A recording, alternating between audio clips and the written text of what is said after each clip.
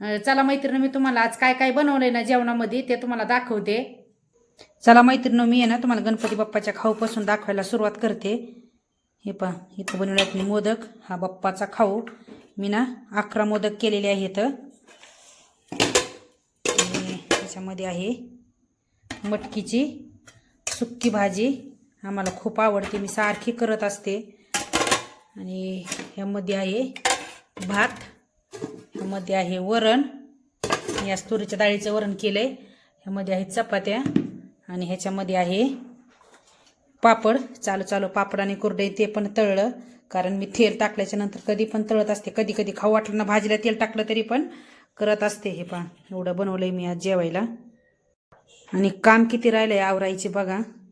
मला ना उभा राहून कंटाळा आलता स्वयंपाक करायचा, म्हणून मी खाली बसून मोदक केले. चपात्या पण खाली बसूनच केल्या, दादानी वरती भाजल्या. पण किचनवरती पसारा तर काहीच नाही आहे, पण एवढं दूध सांडलेलं आहे.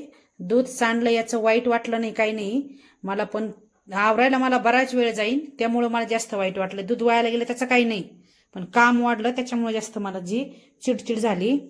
आणि चला तुम्हाला आता भांडे पण दाखवते. हे पहा मैत्रिणी, एवढे भांडे घासायचे राहिलेत माझे.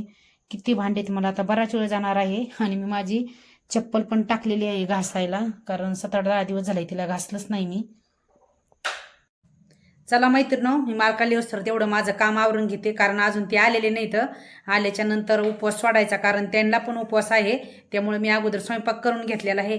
झाले का तुमचे रात्रीचे जेवण? माझे काय अजून जेवण झालेलं नाही, तर मालक बी नाही आले. मी काय काम करते आणि किती वाजल्यात ना, चला आता मी तुम्हाला दाखवते. आणि आम्हाला चतुर्थी, चला मी दाखवते किती वाजल्यात. तर पहा मैत्रिणी, आता वाजलेत रात्रीचे 11:15.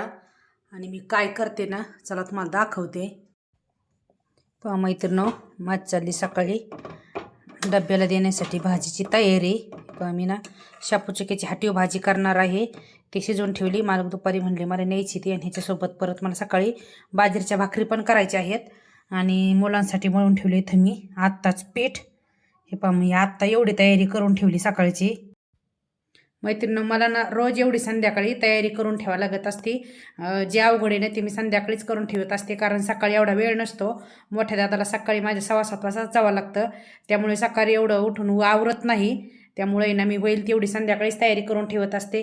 चला मग मैत्रिणी, भेटू परत नेक्स्ट ब्लॉगमध्ये. तोपर्यंत बाय, गुड नाईट. परत सकाळी लवकर उठायचंय.